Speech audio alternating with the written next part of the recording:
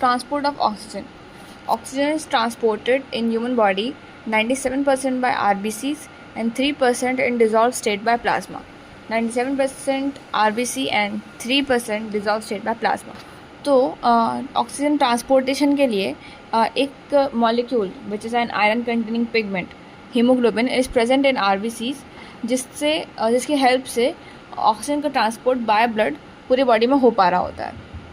तो हीमोग्लोबिन से ऑक्सीजन को बाइंड होना होता है. तो हीमोग्लोबिन ऑक्सीजन के साथ रिवर्सिबल मैनर में बाइंड होता है. रिवर्सिबल मीन्स एक जगह पर बाइंड होगा, फिर दूसरी जगह पर उसको टूट के टिश्यूज़ में भी जाना है. इस तरह से वो association of oxygen with haemoglobin which forms oxy haemoglobin, and फिर उसका डिसोसिएशन भी हो जाता है.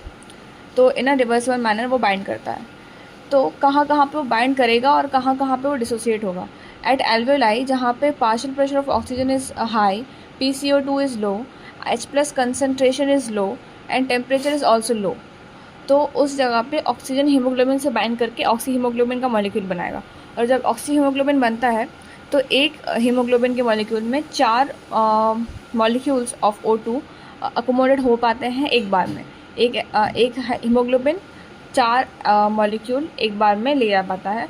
तो O2 प्लस हीमोग्लोबिन मिलके ऑक्सी हीमोग्लोबिन जो ऑक्सीजनेटेड ब्लड में प्रेजेंट होगा वो अब ऑक्सीजनेटेड ब्लड से टिश्यूज़ में ऑक्सीजन देने जाएगा.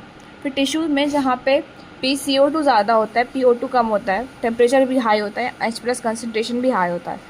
तो वहाँ पे जैसे कि PCO2 हाई है तो ऑक्सीजन का डिसोसिएशन हो जाता है फ्रॉम HB हीमोग्लोबिन से.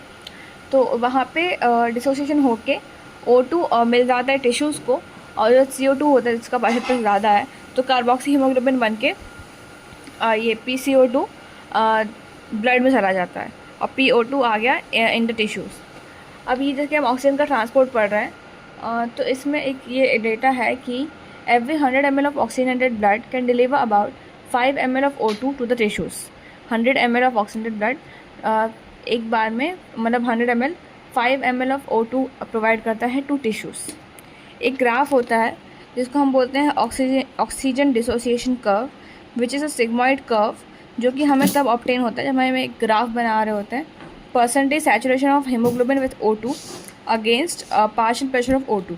तो जिस तरह से पार्शियल प्रेशर ऑफ ऑक्सीजन बढ़ रहा होता है उस तरह से saturation of haemoglobin with oxygen धीरे धीरे बढ़ रहा होता है. बट एक जब हम देखेंगे 100 के जो ये 100% जब सैचुरेट हो जाता है जिसमें दिखाया गया है तो वहाँ पे आके फिर वो रुक जाते हैं. We obtain a sigmoid curve. इस तरह का जो कर्व होता है उसको सिग्मॉइड कर्व बोलते हैं, which is an oxygen dissociation curve.